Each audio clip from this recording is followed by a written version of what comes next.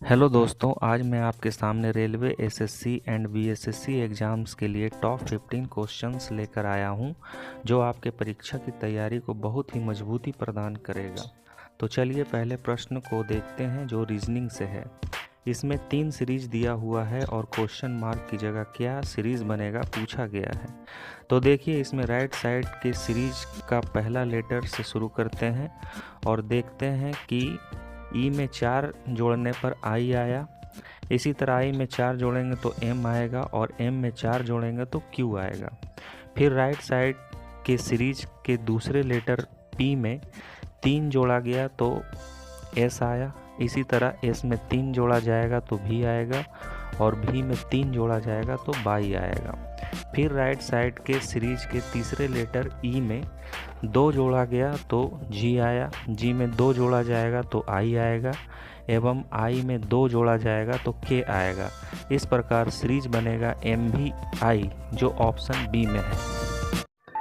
अब दूसरा प्रश्न देखते हैं, जो रीजनिंग से है। इसमें सीरीज दिया हुआ है एवं क्वेश्चन मार्क की जगह कौन सा अंक आएगा बताना है। तो देखिए, इसमें 132 में 110 घटाते हैं तो 22 आता है। इसी प्रकार 156 में 132 घटाते हैं तो 24 आता है। तो अगले बार 26 का अंतर आना चाहिए। तो 26 का अंतर कैसे होगा? जब 156 में 26 जोड़ देंगे, 156 में 26 जोड़ेंगे तो 182 आएगा। अब 210 में 182 घटाएंगे तो 28 आ रहा है। यानी कि ये सीरीज 22, 24, 26, 28 के रूप में बढ़ रहा है। इसलिए क्वेश्चन मार्क की जगह 182 आएगा, जो ऑप्शन सी में है। अब तीसरा प्रश्न देखते हैं, जो रीजनिंग से है। इसमें देखिए, 7 में 1 जोड़ते हैं तो 8 आता है। 12 में 1 जोड़ते हैं तो 13 आता है। 9 में 1 जोड़ते हैं तो 10 आता है। यानी लेफ्ट साइड में एक एक जोड़ा जा रहा है। इसी तरह मिडिल में 7 में 3 जोड़ा गया 10 आया। 12 में 3 जोड़ा गया 15 आया। तो 9 में 3 जोड़ा जाएगा तो 12 आएगा। इसकी पुष्टि राइट साइड से होगा। राइट में 10 में 2 जोड़ते हैं तो 12 आता है। 15 में 2 जोड़ते हैं तो 17 आता है। इसी प्रकार 12 में 2 जोड़ते हैं तो 14 आता है। इसलिए ये क्लियर हो गया कि क्वेश्चन मार्क की जगह 12 आएगा, जो ऑप्शन ए में है। अब चौथा प्रश्न देखते हैं, जो रीजनिंग से है। इसमें राम उत्तर दिशा में 10 किलोमीटर चलता है। हम जानते हैं कि ऊपर की ओर उत्तर होता है, नीचे की ओर दक्षिण। तो राम ऊपर की ओर 10 किलोमीटर चला। अब बाएं मुड़कर 4 किलोमीटर चलता है। फिर दाएं मुड़कर 5 किलोमीटर चलता है। दायां ऊपर की ओर हो जाएगा। फिर दाएं 4 किलोमीटर चलता है। यानी अब जहां से चला था उसके सीध में बिल्कुल ऊपर की ओर आ गया है, जो उसकी प्रारंभिक स्थान से 15 किलोमीटर दूर है। पांचवा प्रश्न रीजनिंग से है। इसमें एक समूह दिया गया है 63, 49, 35 का। इसी तरह का मिलता जुलता समूह ऑप्शन से चुनना है। तो देखिए, 7 से 63, 49, 35 कट जाता है 9, 7 और 5 बार में। इसी तरह 81, 63, 45 कट जाता है 9 से 9, 7 और 5 बार में। तो इसका आंसर ऑप्शन ए होगा। अब प्रश्न संख्या 6 से 10 तक जीएस से संबंधित है, जिसमें छठवां प्रश्न है कि नक्काशीदार ईंट का प्रमाण कहाँ से प्राप्त हुआ है। तो इसका उत्तर है कालीबंगा से। सातवां प्रश्न है कि सातवाहनों की राजधानी कहाँ थी। तो इसका उत्तर है प्रतिष्ठान थी। आठवां प्रश्न है कि पादप एवं जंतु के बीच का प्राणी कौन सा है। तो इसका उत्तर है युगलीना। नौवां प्रश्न है फ्लोर स्पार्क किसका अयस्क है। तो इसका उत्तर है कैल्शियम का। और 10वां प्रश्न है कि अमोनिया निर्माण की प्रमुख विधि क्या है। तो इसका उत्तर है हैबर विधि। तो दोस्तों, 11वां प्रश्न देखते हैं, जो मैथ से है। इसमें प्रश्न है कि एक वृत्ताकार बाग का क्षेत्रफल 2464 मीटर स्क्वायर है। यदि आप बाग को उसके किसी व्यास पर चलकर पार करें तो आपको कितनी दूरी तय करनी पड़ेगी। तो इसको बनाने के लिए देखिए, वृत्ताकार कोई भी चीज़ हो, उसका क्षेत्रफल का सूत्र जो है वो होगा पाई आर स्क्वायर। तो यहाँ हो जाएगा बाग का क्षेत्रफल बराबर पाई आर स्क्वायर। बाग का क्षेत्रफल 2464 दिया हुआ है और पाई का मान 22/7 रख देते हैं, गुना आर स्क्वायर हो गया। तो आर स्क्वायर बराबर कैलकुलेशन कर देंगे तो आर स्क्वायर निकल जाएगा 112 गुने 7, और 112 को 7 से गुना करने पर 784 आता है, इसलिए आर निकल जाएगा 28, वर्गमूल निकालेंगे तो। और हम जानते हैं कि व्यास बराबर 2r होता है, तो r 28 निकल गया, तो व्यास हो जाएगा 28 गुने 2 यानी कि 56 मीटर। यानी कि हमें व्यास से अगर चलना है तो हमको 56 मीटर की दूरी तय करनी पड़ेगी, तो इसका आंसर 56 मीटर होगा। दोस्तों 12वां प्रश्न मैथ से है। इसमें है एक गुणोत्तर श्रेणी के पहले 8 पदों का योगफल 6560 है तथा उभयनिष्ठ अनुपात 3 है, तो प्रथम पद क्या होगा।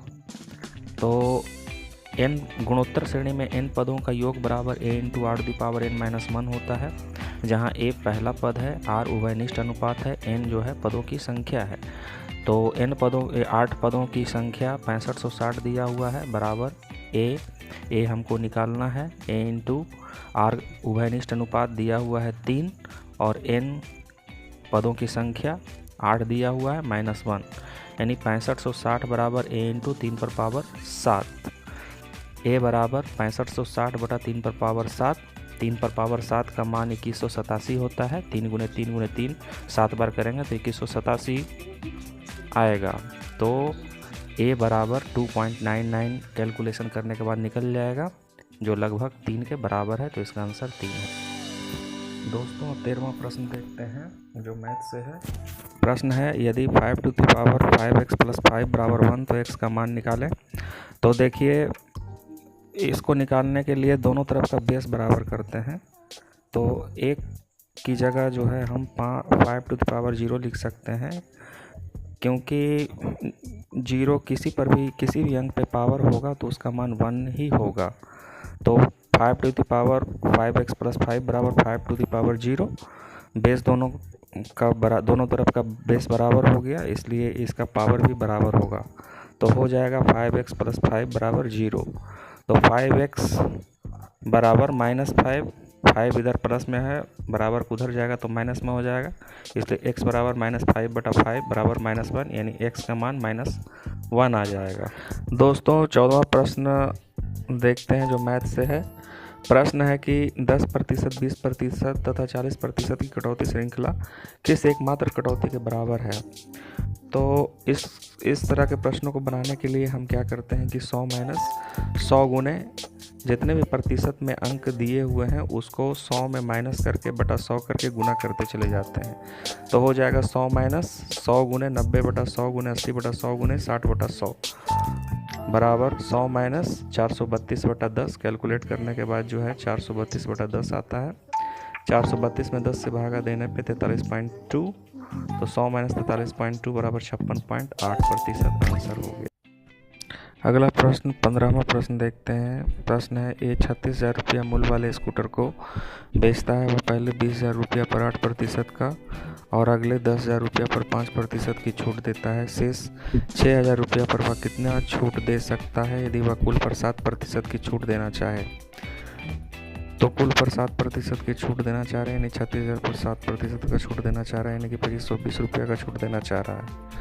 अब 20,000 रुपया पर 8% की छूट देता है, यानी कि 20,000 का 8% 1,600 रुपया हो गया। 10,000 पर 5% की छूट दे रहा है, यानी 10,000 का 5% बराबर 500 रुपया हो गया। अब शेष छूट जो है वह 6,000 रुपया पर दे सकता है। तो शेष छूट कितना दे सकता है? 20,000 रुपया पर 8% और 10,000 पर 5% छूट दे चुका है, यानी इन दोनों को जोड़ने पे जो है, इन छूटों को जोड़ने पे 2100 रुपया आ रहा है। तो शेष छूट जो है, कुल छूट 2520 है और 2100 छूट दे दिया, तो बच गया। अब कितना छूट देना है उसको? 420 रुपया, यानी कि 6,000 रुपया पर 420 रुपया छूट देगा। तो 6,000 का 420 रुपया कितना हो गया? 6,000 का 420 रुपया मान लिया कि x प्रतिशत है, तो 6,000 का x% बराबर 420 रुपया।